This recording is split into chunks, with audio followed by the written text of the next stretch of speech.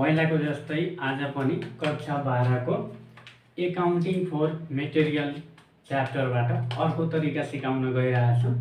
यो भन्दा पहिला हामीले लिफो अनि फिफो भनेको फर्स्ट इन फर्स्ट आउट र last in first out method सिकाएको थियो। आज चाहिँ अर्को method inventory and cost of goods sold find out गर्नु छ। Inventory cost and cost of goods sold find out गर्नु छ युजिङ वेटेड एभरेज मेथड। त्यसपछि अर्को यो युजिङ वेटेड एभरेज मेथडलाई अर्को नाम पनि भन्न सकिन्छ, त्यसको छ using moving average cost flow method. यही मेथड आज हामी सिकाउन गइरहेछौँ, प्र्याक्टिस गर्न गइरहेछौँ। हेर्नु होला राम्रोसँग। क्वेसन यहाँ हामीसँग छ, यो क्वेसनको सल्युसन कसरी गर्ने भन्ने तरिका यहाँ सिकाउन गइरहेछौँ। हेर्नु होला ल। पहिलाको जस्तै लिफो र फिफो जस्तै पर्चेज सेल्स जस्तो आइटमहरू हुन्छ। पर्चेजलाई रिसिप्टमा पहिला जस्तै पर्चेज सरप्लस जस्तो आइटमहरूलाई रिसिप्ट जस्तो आइटमलाई सरप्लसमा लेख्ने। अर्को सेल्स र इस्यु लस डेफिसिट जस्तो आइटमलाई इस्युडमा लेख्ने र ब्यालेन्समा त्यही प्लस माइनस गर्ने भन्ने कुरा फेरि त्यस्तै सेम यो मेथडमा पनि सेम छ। तर डिफरेन्स के छ, यो मेथडमा रेट निकाल्नु पर्छ। त्यो क्याल्कुलेसन गरेपछि राम्रोसँग बुझ्नुहुन्छ। एकचोटि हेर्नु, हाम्रो टेबल दिएको छ, क्वेसन छ sales vary inventory of shoes for the month of January 2022 को क्वेसन छ। डेट, पर्चेज युनिट, त्यसपछि युनिट कस्ट, टोटल कस्ट दिएको छ। बिगिनिङ इन्भेन्ट्री छ, पर्चेज अर्को सेल्स फेरि पर्चेज छ। यहाँ युनिट दिएको छ, यहाँ युनिट कस्ट छ, अर्को टोटल कस्ट छ। अब डाइरेक्ट सोल्युसनमा जाउँ। डेट हाम्रो 1 जनवरीको जनवरी 1 मा के छ, बिगिनिङ इन्भेन्ट्री। बिगिनिङ इन्भेन्ट्री दिएको छ जनवरी 1 मा इन्भेन्ट्री।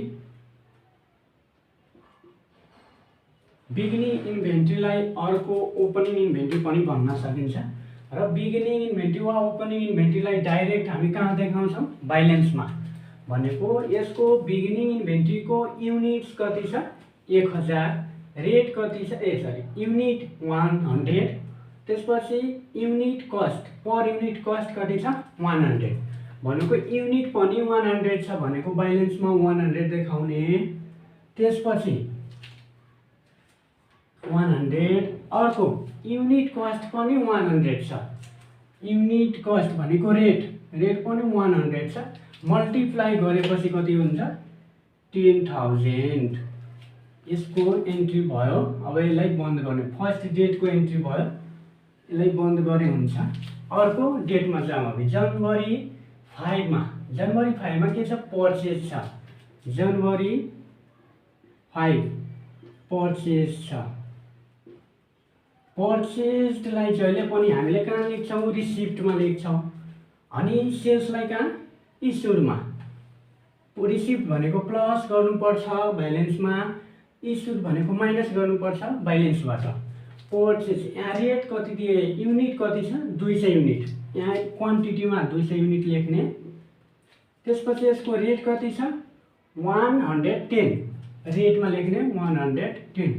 गुणा गरिसकेपछि कति हुन्छ, 22,000 आरएसमा लेख्ने।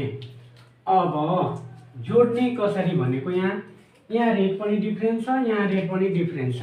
दुई ठाउँमा दुईटा रेट दिएको छ भन्ने यो मेथडमा के गर्नुपर्छ, यदि लिफो फिफो भएको भए डाइरेक्ट हामीले यो जस्ताको त्यस्तै यहाँ सार दिएको भए यो पनि जस्ताको त्यस्तै, यो आइटम पनि जस्ताको त्यस्तै सारै पुग्थ्यो। तर यहाँ मेथड अर्को छ, using moving average cost flow वा weighted average cost flow method. यहाँ डिफ्रेन्स छ, त्यही भएर यसलाई डिफ्रेन्स तरिकाबाट बनाउनु पर्छ।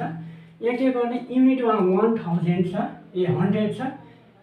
यो 100 युनिटमा यो 200 युनिट के गर्ने, जोड्ने। 100 र 200 कति हुन्छ, 300 लेख्ने अनि त्यसपछि के गर्ने रेटलाई छोड्दिने रेट आफैले निकाल्ने रेटलाई छोड्दिने रेट आफैले निकाल्ने यहाँ कस्ट टोटल कति छ 10,000 यहाँ कस्ट कति छ 22,000 10,000 र 22,000 कति हुन्छ 32,000 यहाँ 32,000 लेख्ने अनि यहाँ रेट के गर्ने आफैले निकाल्ने रेट कसरी निकाल्ने भनेको 33,000 मा 300 ले डिभाइड गर्ने 32,000 मा 300 ले डिभाइड गर्दा 106.67 हाम्रो रेट निस्क्यो न्यू रेट मेन यो using moving average cost flow main यही हो रेट निकाल्नु पर्छ आफैले यो रेट यहाँसम्म मात्र काम लाग्छ यो रेट यहाँसम्म मात्र काम लाग्छ न्यू रेट हामीले निकाल्नु पर्छ कसरी त यहाँको कस्ट जोड्ने जोडेपछि यहाँ लेख्ने त्यसपछि यहाँको युनिट यहाँको दुईटै युनिट जोड्ने जोडेपछि 300 भयो अनि टोटल कस्ट हाम्रो 32,000 भयो 32,000 मा 300 ले डिभाइड गर्दा 106.67 हाम्रो न्यू रेट निस्क्यो यहाँसम्म हाम्रो फेरि यो डेटको फेरि ट्रान्जेक्सन भयो कारोबार भयो अब अर्को डेटमा जाने अर्को डेट के दिएको छ जनवरी 14 छ जनवरी 14 मा फेरि के दिएको छ पर्चेज छ यहाँ लेख्ने पर्चेज फेरि लेख्ने पर्चेजलाई हामी के गर्छौं प्लस गर्छौं थाहै छ पर्चेज यहाँ 300 युनिट छ फेरि क्वान्टिटीमा 300 लेख्ने त्यसपछि यसको रेट 120 छ रेटमा 120 लेख्ने र मल्टिप्लाई गर्ने मल्टिप्लाई गरिसकेपछि 36,000 हुन्छ अब फेरि सेम पहिलाको जस्तै यहाँ फेरि जोड्नु पर्छ पर्चेज भनेको जोड्नु पर्छ रिसिप्टमा देखाएपछि त जोड्नै पर्छ इस्युमा देखाएपछि के गर्नु पर्छ सेल्सलाई माइनस गर्नु पर्छ भनेको यहाँ 300 युनिट यहाँ पनि 300 युनिट जोड्दा कति हुन्छ 600 युनिट त्यसपछि फेरि कस्ट जोड्ने यो रेट नजोड्ने डाइरेक्ट के गर्ने 32,000 टोटल कस्ट यहाँ कति छ 36,000 जोडेपछि कति हुन्छ 68,000 टोटल कस्ट भयो फेरि रेट आफैले निकाल्ने रेट निकाल्नको लागि 68,000 डिभाइडेड बाइ युनिट हाम्रो टोटल कति छ 600 ले डिभाइड गर्दा 113.33 यो हाम्रो के निस्क्यो रेट निस्क्यो न्यू रेट अब यो डेटको पनि ट्रान्जेक्सन भयो त्यसपछि अब अर्को डेटमा जाने अर्को डेटमा के छ जनवरी 20 मा के छ सेल्स छ जनवरी 20 मा सेल्स छ सेल्स युनिट 550 युनिट छ सेल्सलाई जहिले पनि हामीहरु कहाँ लेख्छौं इस्युडमा लेख्छौं sales deficit loss shortage wastage यो सबैलाई कहाँ लेख्छौं इस्युडमा लेख्छौं त्यही भएर इस्युड भनेको माइनस गर्नुपर्छ हो त्यही अब के गर्ने माइनस गर्ने कहाँबाट माइनस गर्ने ब्यालेन्सबाट गर्ने कति युनिट छ 550 छ 550 युनिट क्वान्टिटीमा लेख्ने अब लेस गर्ने रेस यहाँ 600 बाट हुन्छ रेट कति छ 130.33 130.33 यो हाम्रो रेट भयो गुणा गरेपछि 130.33 इन्टु 550 गुणा गर्दाखेरि 62,331.5 यो हाम्रो कस्ट निस्क्यो अब यो 600 युनिटबाट 550 युनिट घटाउँदा कति बच्छ 50 युनिट अब 50 युनिट रेट कति छ यसको 130.33 अब यसलाई पनि के गर्ने गुणा गर्ने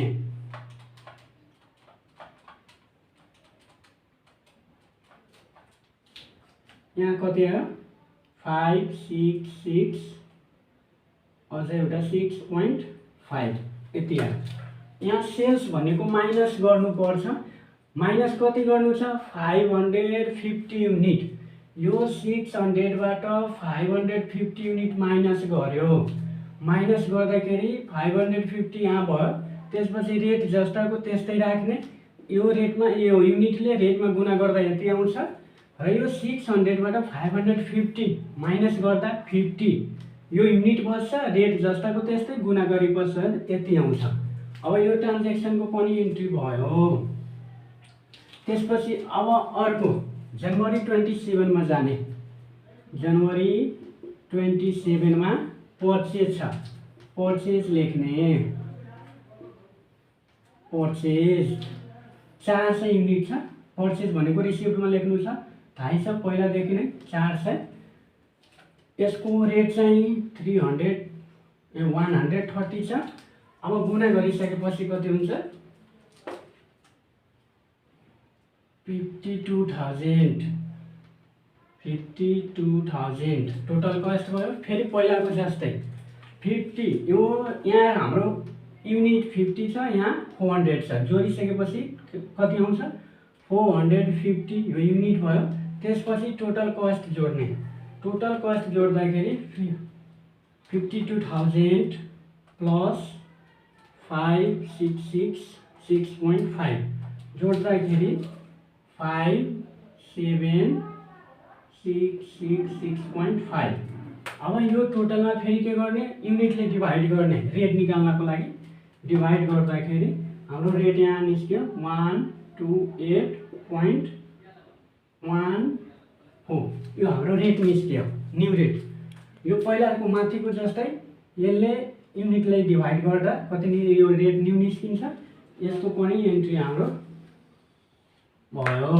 अब ट्रान्ज्याक्सन हाम्रो सक्यो। लास्टमा निकाल्नको लागि के भनेको छ inventory and cost of goods sold निकाल्नको लागि भनेको छ। यो निकाल्नको लागि अब एन्सर हाम्रो निस्किसकेको छ, मात्र देखाउनु पर्ने छ। कसरी देखाउने, इन्डिङ इन्भेन्ट्रीको कस्ट कति भयो त्यो कसरी देखाउने, कस्ट अफ गुड्स सोल्ड कति भयो त्यो कसरी देखाउने भन्ने कुरा हामीले यहाँ देखाउन गइरहेको छौँ। लास्टमा लेख्ने कस्ट अफ इन्डिङ इन्भेन्ट्री।